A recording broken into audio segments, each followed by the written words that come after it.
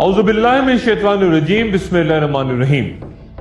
आखिर ज़मा की एक बड़ी निशानी का तज़किरा गुज़री नशिस्त में किया था कि सूरज अचानक एक सुबह मगरिब से तुलू होगा, जिसके बाद तौबा का दरवाजा बंद हो जाएगा।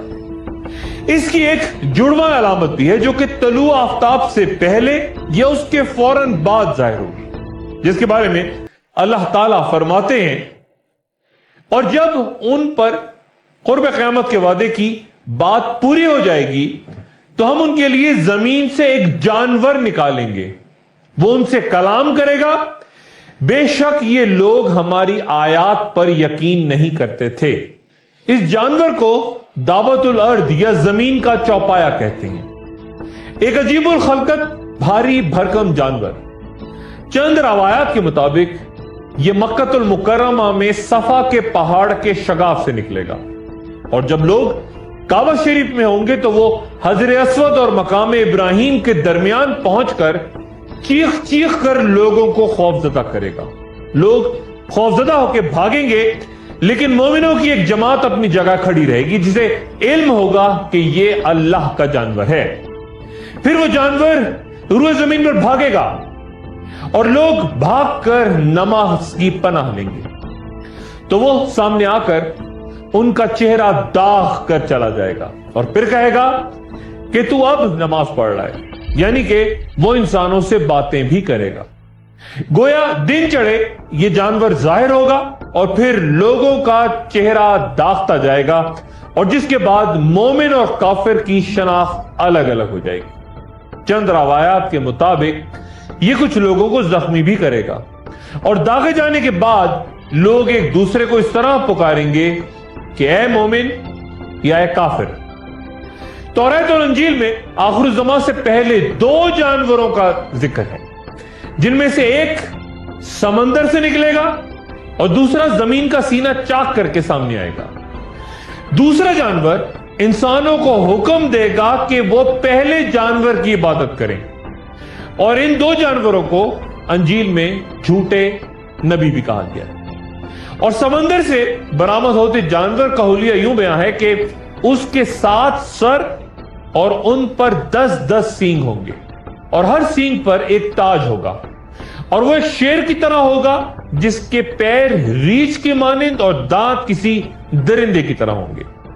कुछ ईसाई मुफक्किरीन इस जानवर के 7 सरों को 7 पहाड़ों और 7 बादशाहों यानी 7 सल्तनतों से तशबीह देते हैं, जबकि 10 सींगों का मफहूम आखिर ज़मा में वो 10 ऐसे बादशाहों की मौजूदगी बयान करते हैं जिनके पास रियासतें नहीं होंगी। वो कहते हैं कि 7 बादशाहों में से 5 का खात्मा हो चुका। ईसाई मुफक्किरीन के मुताबिक एक बादशाह इस वक्त मौजूद है और एक ने आना है, जबकि ये जमीन से निकलता जानवर भी ईसाईयत में खुद को 8वां बादशाह तस्वुर करेगा। अंजील में जमीन से निकलते दूसरे जानवर के 2 सींग बयां हैं, और वो एक रेंगते हुए जानवर या बड़ी छिपकली की तरह होगा। ये पहले जानवर की हमायत पर उकसाने के अलावा ऐसी चीखें बुलंद करेगा जैसे उसे किसी ने जख्मी कर दिया हो, और इस दौरान आसमान से आग भी बरसेगी। ये जानवर भी अंजील और तौरात के मुताबिक लोगों की पेशानियों को दागेंगे, जिन्हें दरिंदे का निशान या मार्क ऑफ द बीस्ट कहा जाएगा, और जो इन जानवरों की इबादत शुरू कर देंगे उनकी पेशानियों पर ये निशान लगा के चले जाएंगे, और यानी उन्हें जिंदा छोड़ देंगे, और बाकी तमाम इंसानों को कत्ल कर दिया जाएगा। अंजील के मुताबिक वो लोग जो इबादत से इनकार के बाद कत्ल हो जाएंगे, उन्हें दोबारा जिंदा करके हजरत ईसा अलैहिस्सलाम के 1000 साला बादशाहत के दौर में बड़े इनामात से नवाजा जाएगा। गुमराह लोग इन जानवरों की इबादत को सादत समझ के निशान लगवाएंगे, जो कि 666 तरीकों से लगवाया जाएगा। 666। यह हिंसा इस जानवर का नाम भी बयां होता है। ईसाई मुबल्लिगीन इन जानवरों के बारे में ही वजाहत करते हैं कि समंदर का जानवर दरअसल एक रोमी सल्तनत की अलामत है, जो कि आखिर ज़मा में दोबारा ईसाइयों के खिलाफ ताकत हासिल करेगी, और तभी وہ پے در پے شکستیں جو اس کو ملی رومن سلطنت کو، اس کے باعث یہ جانور زخم خوردہ نظر آئے گا اور چیخ رہا ہوگا، یعنی کمزوری کے بعد چونکہ اس نے طاقت حاصل کی ہوگی، اس طرف اشارہ ہے۔ جبکہ دوسرے رینگتے ہوئے جانور سے مراد وہ فرسودہ شیطانی نظام ہے جو کہ غلط عقائد کی بنیاد پہ قائم ہو کے رومی سلطنت کی یعنی پہلے جانور کی حمایت پہ اکسائے گا۔ 6 کا ہنسا مقدس 7ویں ہنسے کی نفی ہے عیسائیت۔ انجیل کے مطابق یہ جھوٹے نبی یا بادشاہ دنیا کے حکمرانوں کو اس شخص کے خلاف لڑنے کے لیے تیار کریں گے جو کہ سفید گھوڑے پر سوار ہوگا۔ He who sits on the white horse۔ اس بڑی جنگ کا انجام انجیل کے مطابق دونوں جانوروں کے آگ میں پھینکے جانے سے ہلاکت کی صورت ہوگا۔ سفید گھوڑے پہ سوار کو انجیل شاہوں کا شاہ یا کنگز آف دا کنگز یا لارڈز آف دا لارڈز کہتے ہیں، اور یہ جانور آگ کے گڑھے یا لیک آف فائر میں ہمیشہ جلتے رہیں گے۔ مغرب میں اس جانور یا بیسٹ کی جانب سے انسانوں کو داغدار کرنے یا نشان لگانے کو عہد جدید میں آج کی دنیا میں کئی لوگ RIFD مائکرو چپس ٹیکنالوجی یعنی ریڈیو فریکوینسی آئیڈینٹیفیکیشن سسٹم سے تشبیہ دیتے ہیں اور اس پہ بحث کر رہے ہیں۔ Applied digital solutions could track human beings by satellite. We are working on a product that we have called internally a PLD, which is an implantable GPS. The most powerful nation on earth is set to betray its citizens with new mandatory revisions to citizenship and constitutional privacy. A system touted as a national security necessity is being used to build a database where the biometric identity of millions will be gathered and stored. Doctors in our area are now recommending medical chip implants that they say could save your life. New microchip technology now makes it possible for the emergency room staff to find out about your medical history at the touch of a computer key. Well, implanting humans with microchips sounds like a scheme from a science fiction thriller. That futuristic technology is here. The FDA approved Verichip implants in humans last year. Tonight, the great lengths people are going to implant radio frequency identification chips in their body. And I stood upon the sand of the sea, and I saw a beast rise up out of the sea, having 7 heads and 10 horns. It's the answer spoken by young and old, rich and poor, rich and poor, rich and poor. He caused all, both small and great, rich and poor, free and bond, to receive a mark in their right hand or in their forehead. انسان کے داہنے ہاتھ یا پیشانی پر یہ ایک injection کے ذریعے لگایا جا سکتا ہے یہ چپ، تو اس شخص کی زمین یا خلا میں کہیں بھی موجودگی اور اس کی تمام سرگرمیوں پہ نظر رکھی جا سکتی ہے۔ اس مائکرو چپس میں 9 اہم معلومات ہوتی ہیں: نام، تصویر، انگلیوں کے نشان، جسمانی ساخت، موجودہ اور سابقہ گھر کے پتے، خاندان کے بارے میں تفصیلات، موجودہ ملازمت اور آمدنی، اور کوئی بھی مجرمانہ ریکارڈ۔ آپ کو یہ چپ لگا کر آپ کی شناخت ایک نام کے بجائے 18 ہندسوں پہ مشتمل ایک عدد کی صورت ہو جاتی ہے۔ یہ جدید ترین ٹیکنالوجی اس وقت آزمائشی مراحل سے گزر رہی ہے، کافی لوگ اس کو لگا بھی چکے ہیں۔ اس جدید ترین طریقے کو قدرتی وسائل اور حکومتوں اور انسانی سوچ کے بعد اب عملاً انسانوں پر جسمانی طور پہ حاوی آنے کا ایک مکمل طریقہ بھی بیان کیا جا رہا ہے۔ دلائل یہ ہے کہ آہستہ آہستہ انسان کس طرح پہلے رقم کے بجائے بینکوں اور چیکس، پھر کریڈٹ کارڈز یا ڈیبٹ یا اسمارٹ کارڈز کی صورت مکمل طور پہ ایک معاشی نظام کے تحت آ گیا، اس کے ہاتھ بند گئے۔ اب آج دنیا کی اکثر دکانوں پہ کوئی شے خریدنے جائیں اور شے کے پیچھے ایک بار کوڈ لگا ہوگا۔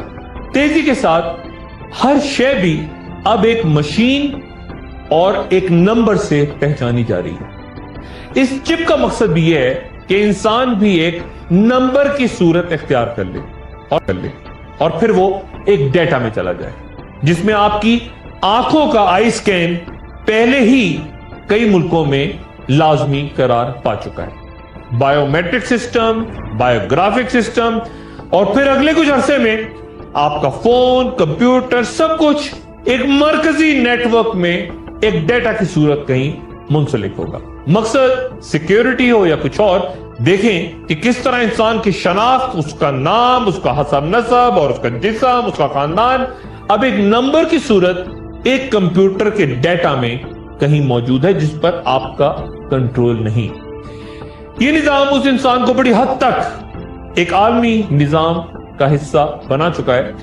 اور وہ اسمارٹ گھڑیاں یا اسمارٹ واچز جو آج آپ کی نبض یا بلڈ پریشر بتا کے مارکیٹ میں مقبول ہیں، اگلے چند سالوں میں آپ کا ذہن بھی پڑھنے کے قابل ہوں گی. آپ خوش ہیں یا غمزدہ، کیا سوچ رہے ہیں، کیا منصوبہ بندی کر رہے ہیں. اور پھر اسی نظام کے ساتھ وہ تمام سسٹمز، وہ تمام ٹیلی فونز یا کمپیوٹرز یا جہاں جہاں پر بھی آپ اپنے انگلیوں کے نشانات استعمال کرتے ہیں، ٹچ سسٹم. کہا جاتا ہے کہ وہ ایک دجالی مرکزی ریاست کا تصور جس پر آج مسلمانوں سے زیادہ عیسائی مذہب احتجاج کر رہا ہے کہ وہاں ان ٹیکنالوجیز اور سائنس کو سمجھنے کی صلاحیت مسلمانوں سے کہیں زیادہ ہے. وہ اسے جانور کا نشان یا مارک آف دا بیسٹ قرار دے رہے ہیں کہ سب کی شناخت ہوگی ایک نمبر سے، ایک عدد بن کے رہ جائے گا انسان، اور پھر سب کچھ اس سینٹرل سسٹم یا مرکزی سسٹم کے کنٹرول میں ہوگا جسے ہم نہیں جانتے کہ وہ کہاں کس کے پاس ہوگا. ایک وقفہ، اور وقفے کے بعد دوبارہ حاضر ہوتے ہیں. خوش آمدید. آخر زمان کی آخری گھڑیاں، جب ایک آگ لوگوں کو دھکیلتی ہوئی میدان حشر تک لے جائے گی اور پھر کائنات دم توڑ دے گی. اس ساتھ کے ذکر سے پہلے ذرا مغربی ماہرین فلکیات کا ذکر کرتا چلوں جو تیزی سے اس نتیجے پر پہنچ چکے ہیں کہ یہ کائنات فنا ہو جائے گی، یعنی کہ قیامت. اور اگر اربوں ڈالرز اس ریسرچ پر خرچ کرتے یہ لوگ 1400 سال پہلے قرآن شریف کا مطالعہ کر لیتے تو شاید اتنا عرصہ لوگوں کو مختلف گمراہ کن پیچیدگیوں میں نہ الجھاتے. تاریخ سائنس کی سب سے مایوس کن پیشگوئی ایک جرمن سائنسدان ہرمن وین ہیلمہولٹز نے اس طرح کی کہ کائنات مر رہی ہے. آئنسٹائن کی نظریہ کثافت کو جب کائنات پہ لاگو کیا جائے تو یہ طے ہوتا ہے کہ کائنات لامحدود ہے. اور یہی خیال غالباً اقبال کے ذہن میں بھی تھا جب انہوں نے کہا تھا کہ یہ کائنات ابھی نا تمام ہے، شاید کیا رہی ہے دمادم صدائے کن فیکون. اس کائنات کی کوئی واضح حد بندی نہیں کہ اس سے فرار ہوا جا سکے، اور اگر اس کائناتی پھیلاؤ کی رفتار خاص حد سے زیادہ ہے، نتیجتاً ہٹتی کہکشائیں کائنات کے دوسرے تمام مادے کی مجموعی تجاوزی قوت سے کشش پہ غالب آ کے فرار ہو جائیں گے، اور پھیلاؤ ہمیشہ جاری رہے گا اور کائنات اس کے بعد پھر واپس سکڑنے لگے گی. تجاذب کی قوت کو یوں تصور کریں کہ جو اوپر جاتا ہے وہ لازماً نیچے بھی آتا ہے، اور اگر وہ زمین کی کشش کے دائرے میں ہو اور اگر حرکت ایک رفتار سے زیادہ ہو جائے تو پھر اس کشش سے آزاد ہو کے وہ خلا میں چیز نکل جاتی ہے. لیکن پھر سوال یہ کہ کائنات کے پھیلاؤ یا اس کی حرکت کی رفتار کیا ہے جو کم ہو جائے گی اور یہ سکڑنے لگے گی، اور بالآخر اس کی کہکشاؤں کے نچلے یا واپسی کے سفر کا آغاز ہوگا جس میں تصادم ہو جائے گا اور اس سے کائنات بالآخر منہدم ہو جائے گی، تباہ ہو جائے گی. اس کائنات کا وزن کیا ہو سکتا ہے؟ جدید سائنس تصور کرتی ہے کہ ہماری کہکشاں میں اوسطاً ہمارے سورج جتنا وزن رکھتے ستاروں کی تعداد 100 ارب ہے. جی ہاں، 100 ارب صرف ہماری کہکشاں میں. یہ ہماری کہکشاں کا ایک اندازہ ہے، اور ایسی کوئی 10 ارب کہکشائیں غالباً اس کائنات میں موجود ہیں. اس میں وہ فلکی اجسام شامل نہیں جو روشنی خارج نہیں کرتے، مثلا مدھم یا مردہ ستارے، سیارے، ان کے ٹکڑے یا بلیک ہولز یا گیس و غبار جو کہ غیر مرئی ہیں. اور پھر کہکشاؤں کا درمیانی حصہ بھی خالی نہیں، اور وہاں بھی بڑی تعداد میں ایسے اجسام یا گیسیں موجود ہیں. ہماری کہکشاں میں جو 100 ارب ستارے نور افشاں ہیں ان میں سے ہر ایک کا انجام متعین ہے. یہ سب ایک لمحہ بجھ جائیں گے اور ان کی جگہ کہکشاں کے مرغولا نما بازوؤں میں نئے ستارے لیتے رہیں گے۔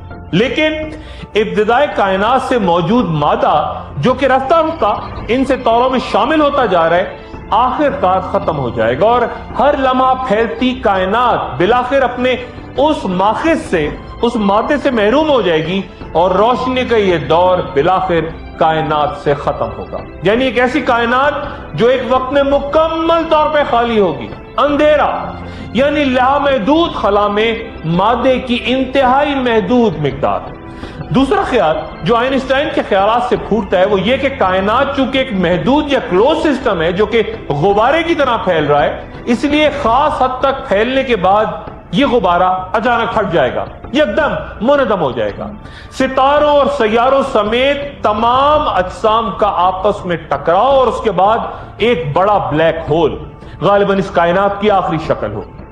اس کائنات کی موت کے اور بھی کئی طریقے ہو سکتے ہیں، مثلا ہمارا سورج بھی آہستہ آہستہ ارتکاز کے مراحل طے کرتا بڑے سرخ سخام یعنی ریڈ جائنٹ کی صورت اختیار کر لے جو کہ اس کے موجودہ حجم سے 256 گنا بڑا ہوگا اور پھر تیزی سے یہ سورج اپنی موت کی طرف بڑھے گا اور اسی طرح دھماکے سے تباہ ہو جائے گا جس طرح سپر نووا ستارہ اپنی کہکشاؤں کے ساتھ فنا ہو گیا تھا اور آخری ستارہ جو اس انجام سے دوچار ہوا تھا ماہرین فلکیات اسے کیپلر کا نام دیتے ہیں کیونکہ زمین سے کچھ 20,000 شمسی سالوں کے فاصلے پہ ہوتی ہے بربادی 1604 عیسوی میں اٹلی کے کیپلر نامی سائنسدان نے اتفاقی طور پہ اپنی آنکھوں سے دیکھی تھی اور یہ منظر 3 ہفتوں تک دنیا میں دیکھا جاتا رہا تھا۔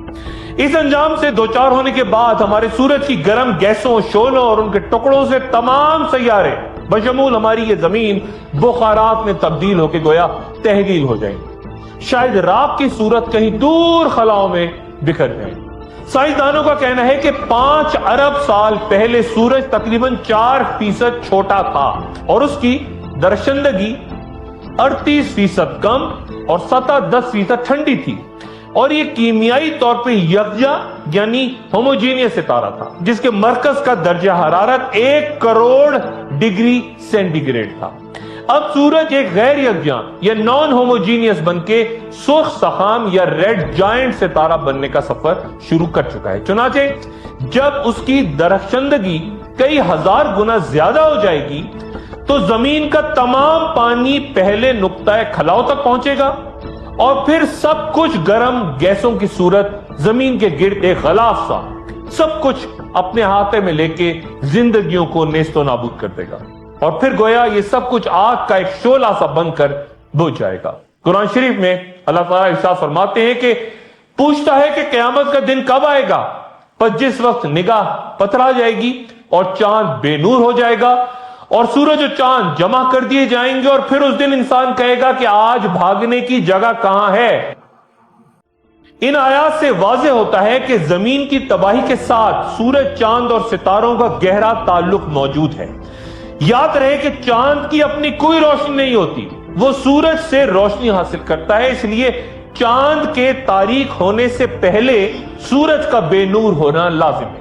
جیسا کہ میں نے پہلے عرض کیا کہ سائنسدان مستقبل میں سورج کے خاتمے سے پہلے اس کی شدت میں اس قدر اضافہ بیان کرتے ہیں کہ اس کے ریڈ جائنٹ کی شکل اختیار کرنے کے مراحل تک پہنچنے سے پہلے ہی ناقابل برداشت حرارت سے تمام سمندر ابل پڑیں گے اور بحری زندگی نیست و نابود ہو جائے گی اور یہ بھی ممکن ہے کہ بے جان اشیاء یعنی پتھر، چٹانیں اور پہاڑ وغیرہ بھی یا تو پگھل جائیں یا پھر بخارات بن کے تحلیل ہو جائیں اور روئی کے گالوں کی طرح ہونے لگیں یا دھنکی ہوئی روئی کی طرح ہو جائیں اور پہاڑ دھنکی ہوئی روئی کی مانند ہوں گے۔ ان ناگزیر علامات کے علاوہ بھی چند تباہ کن آفات زمین کو ختم کر سکتی ہیں، مثلا کسی بھاری شہاب ثاقب کا زمین پہ گرنا یا کسی کومٹ ستارے کا زمین سے ٹکرانا، ایک تباہ کن ایٹمی جنگ یا رفتہ رفتہ ختم ہوتی اوزون کی وہ حفاظتی تہ یا لیئر جس کے بعد سورج کی الٹرا وائلٹ شعائیں انسانی زندگی کے لیے قاتل ہوں گی، یا پھر برف کی وہ تہ جس کی موٹائی تقریباً 1 میل ہے اور قطب جنوبی اور گرین لینڈ سمیت دنیا کے وہ علاقے جو 10 مربع میل پر یہ تہ رکھتے ہیں، اور اگر وہ تہ پگھل جائے تو دنیا کے تمام سمندروں کے پانی کی تہ 30 سے 40 فٹ بلند ہو جائے گی، اور وہ تمام ممالک مثلا ہالینڈ وغیرہ جو نچلی سطح پہ ہیں سب کے سب ڈوب جائیں گے۔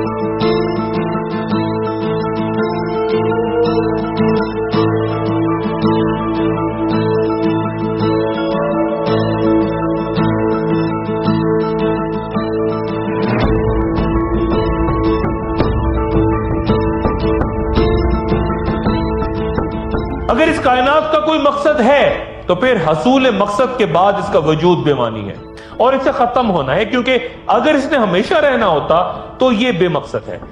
انسان جب کوئی کام شروع کرتا ہے تو ایک منزل اس کے سامنے ہوتی ہے، اور اگر منزل ہی نہ ہو تو سفر کا کوئی مقصد نہیں ہوتا۔ شاید کائنات بھی اپنے حصول مقصد کی دلیل کے طور پہ ایک دن فنا ہوگی کہ ہر شے کو موت کا مزہ چکھنا ہے۔ اس وسیع و عریض ہر طرف پھیلتی بڑھتی طاقتور کائنات کو بھی ایک وقفہ اور وقفے کے بعد دوبارہ حاضر ہوتا۔ خوش آمدید۔ گزری نشست میں دخان یا دھوئیں کا ذکر کیا تھا جو تمام دنیا کو اپنی لپیٹ میں لے گا۔ یہ دھواں 40 روز تک جاری رہے گا اور تب لوگوں کو یقین آئے گا کہ یہ ایک دردناک عذاب ہے۔ 40 روز بعد جب اس دھوئیں کی شدت میں کمی آنا شروع ہوگی تو آخر الزماں کی آخری بڑی نشانی علامت کبریٰ ظاہر ہوگی۔ ایک بھڑکتی ہوئی آگ کے شعلے جو یمن سے اٹھیں گے اور لوگوں کو ہانکتے ہوئے میدان حشر تک لے جائیں گے۔ حضرت عبداللہ بن عمر رضی اللہ تعالیٰ عنہ سے روایت ہے کہ رسول اللہ صلی اللہ علیہ وآلہ وسلم نے فرمایا کہ روز قیامت سے پہلے حضر الموت سے ایک آگ نکلے گی جو لوگوں کو اکٹھا کرے گی۔ صحابہ نے عرض کی کہ یا رسول اللہ ان حالات میں آپ ہمیں کس بات کا حکم دیتے ہیں؟ تو آپ صلی اللہ علیہ وآلہ وسلم نے فرمایا کہ تم شام میں رہائش اختیار کر لینا۔ حضرت انس رضی اللہ تعالیٰ عنہ سے روایت ہے کہ رسول اللہ صلی اللہ علیہ وآلہ وسلم نے فرمایا کہ جہاں تک قیامت کی پہلی نشانی کا تعلق ہے تو یہ وہ آگ ہے جو مشرق سے ظاہر ہو کے لوگوں کو حشر کے لیے مغرب میں جمع کرے گی۔ یہ آگ چونکہ قیامت کی آخری نشانی ہے، اس لیے اس کا مقصد لوگوں کو جلانا یا نقصان پہنچانا نہیں ہوگا، بلکہ یہ صرف انہیں میدان حشر یعنی شام کی طرف دھکیلے گی۔ حضرت ابو ہریرہ رضی اللہ تعالیٰ عنہ سے روایت ہے کہ رسول اللہ صلی اللہ علیہ وآلہ وسلم نے فرمایا کہ لوگوں کو 3 طریقوں سے میدان حشر تک لایا جائے گا۔ کچھ رغبت اور خوف سے آئیں گے، کچھ ایک اونٹ پر 2-2 4-4 یا 10-10 افراد ہوں گے، اور باقی لوگوں کو آگ اکٹھا کرے گی۔ جہاں وہ کیلولا کریں گے آگ بھی ان کے ساتھ ٹھہرے گی، جہاں وہ رات گزاریں گے آگ بھی ان کے ساتھ رات گزارے گی، اور جہاں وہ صبح کچھ کریں گے آگ بھی ان کے ساتھ سفر کرے گی۔ میدان حشر تک لوگوں کو لائے جانے کے بارے میں ایک اور مقام پہ ارشاد نبوی اس طرح سے ہے کہ حضرت ابو ذر رضی اللہ تعالیٰ عنہ سے روایت ہے کہ رسول اللہ صلی اللہ علیہ وآلہ وسلم نے فرمایا کہ قیامت کے دن لوگوں کو 3 گروہوں کی شکل میں اٹھایا جائے گا۔ ایک گروہ تو پر امید کپڑے پہنے ہوئے سواریوں میں بیٹھا ہوگا، دوسرا گروہ کبھی چلے گا کبھی دوڑے گا، اور تیسرے گروہ کو فرشتے ان کے چہروں کے بل گھسیٹ کر لائیں گے۔ اور پھر میدان حشر میں اللہ تعالیٰ حضرت اسرافیل علیہ السلام کو سور پھونکنے کا حکم دیں گے۔ سور ایک بہت بڑا بیگل ہے جسے حضرت اسرافیل علیہ السلام 3 دفعہ پھونکیں گے۔ پہلی پھونک یہ نفخہ گھبراہٹ کا نفخہ ہوگا جو خاصا طویل ہوگا، اور اسے سن کے آسمان اور زمین پر رہنے والے سب ڈر جائیں گے سوائے انبیاء اور شہداء کے۔ اور کیا گزرے گی اس روز جب سور پھونکا جائے گا اور ہول کھا جائیں گے وہ سب جو آسمانوں اور زمینوں میں ہیں سوائے ان لوگوں کے جنہیں اللہ اس ہول سے بچائے گا، اور سب کان دبائے اس کے حضور حاضر ہو جائیں گے۔ یہ وہ نفخہ یا سور ہے جس سے پوری کائنات لرز جائے گی اور ہر شے ایک بڑے زلزلے کی لپیٹ میں آ جائے گی۔ زمین لرز اٹھے گی، پہاڑ ریزہ ریزہ ہو کے ذروں میں تبدیل ہو جائیں گے، سمندر پھٹ کے ایک دوسرے میں جا گریں گے، اور بھڑکتی آگ کے ساتھ کشش ثقل کا خاتمہ ہو جائے گا، اور سورج چاند ستاروں کی روشنی سب اندھیروں میں ڈھل کر پھر کائنات اسی طرح کوہر اور بخارات میں تبدیل ہو جائے گی جس طرح تخلیق سے پہلے تھی۔ ایک وقفہ اور وقفے کے بعد دوبارہ حاضر ہوں۔ خوش آمدید۔ پھر حضرت اسرافیل علیہ السلام یروشلم کی مقدس پہاڑی سے دوسری بار سور پھونکیں گے. انجیل اور توریت میں اسرافیل علیہ السلام کے لیے نام رفیع استعمال ہوا ہے، جس طرح میخائیل علیہ السلام کے لیے مائیکل یا جبرائیل علیہ السلام کے لیے گیبریل کے الفاظ استعمال ہوتے ہیں. دوسری سور بے ہوشی کا نفخہ ہوگی. انبیاء اور شہداء سمیت تمام مخلوق بے ہوش ہو کے گر جائیں گے سوائے ان کے جنہیں اللہ محفوظ رکھے گا، اور یہ 8 فرشتے ہوں گے: جبرائیل، اسرافیل، میخائیل، موت کا فرشتہ اور عرش اٹھانے والے 4 فرشتے. پھر جب سور پھونکی جائے گی تو دفعتاً سب کھڑے ہو جائیں گے اور چاروں طرف دیکھنا شروع کر دیں گے، اور پھر ان 8 فرشتوں کی روح بھی قبض کر لی جائے گی اور صرف اللہ کی ذات اور موت کا فرشتہ باقی رہ جائیں گے. اور پھر اللہ تعالیٰ اس فرشتے سے کہیں گے کہ تو میری مخلوق ہے، جب ارادہ کیا تو تجھے پیدا کیا، اب تو بھی مر جا.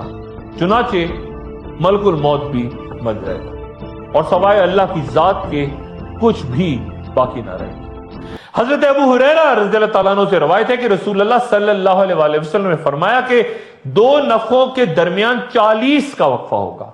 لوگوں نے پوچھا کہ اے ابو ہریرہ یہ 40 روز؟ انہوں نے کہا مجھے علم نہیں. لوگوں نے پوچھا کیا 40 ماہ؟ انہوں نے کہا میں نہیں جانتا. پوچھا کیا 40 برس؟ جواب دیا مجھے علم نہیں. پھر حضرت اسرافیل علیہ السلام کو زندہ کر کے تیسری سور پھونکنے کا حکم دیا جائے گا. یہ نفخہ مر کے دوبارہ زندہ ہونے کا نفخہ ہوگا. سور میں اتنے سوراخ ہوں گے جتنی کل مخلوقات کی روحیں ہیں. روحیں جسموں میں واپس چلی جائیں گی. جسم قبروں سے مٹی جھاڑتے کھڑے ہوں گے. کافر کہے گا کہ یہ دن تو بہت سخت ہے، اور مومن کہے گا کہ شکر ہے اس اللہ کا جو ہمارا پروردگار ہے. اور پھر اس کائنات کا اور وقت کا خاتمہ ایک لمحہ یا اس کے کئی کروڑویں حصے میں شاید. آج کے حالات دنیا کے فتنوں میں انسان کو پھنسا کے جس دور کی طرف لے جا رہے ہیں، وہاں اس حدیث سے رہنمائی کی شدید ضرورت ہے کہ اس دنیا میں ایسے رہو جیسے ایک پردیسی یا مسافر کچھ دن قیام کرتا ہے. اللہ کا شکر ہے کہ میرے اور آپ کے پاس آج کچھ وقت، کچھ مہلت، کچھ سانسیں ہیں نیک عمل کرنے کی، اور خوش قسمت ہیں ہم کہ ابھی ہم پر در توبہ بند نہیں ہوا. کچھ وقت، کچھ مدت باقی ہے. کتنی کوئی نہیں جانتا. اس سے پہلے کہ یہ مدت، یہ گھڑیاں، یہ سانسیں، یہ وقت گزر جائے اور ہمارا وقت اختتام کو پہنچے، یعنی اینڈ آف ٹائم، اس گھڑی، اس لمحے کا احساس کیجیے. اپنا دوستوں، رشتہ داروں، گرد و نواح کے لوگوں کا سب کا خیال رکھیے گا. اللہ حافظ.